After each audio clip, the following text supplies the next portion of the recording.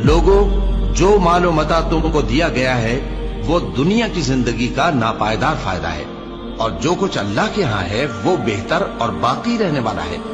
यानी उन लोगों के लिए जो ईमान लाए और अपने परवरदिगार पर भरोसा रखते हैं, और जो बड़े बड़े गुनाहों और बेहयाई के कामों से परहेज करते हैं, और जब गुस्सा आता है तो मुआफ कर देते हैं, और जो अपने परवरदिगार का फरमान कबूल करते हैं और नमाज पढ़ते हैं और अपने काम आपस के मशवरे से करते हैं, और जो माल हमने उनको अता फरमाया है उसमें से खर्च करती हैं। और जो ऐसे हैं कि जब उन पर जुल्म और ज्यादती हो तो मुनासिब तरीके से बदला भी लेती हैं, और बुराई का बदला तो उसी तरह की बुराई है, मगर जो दरगुजर करे और मामले को दुरुस्त कर दे तो उसका बदला अल्लाह के जिम्मे है।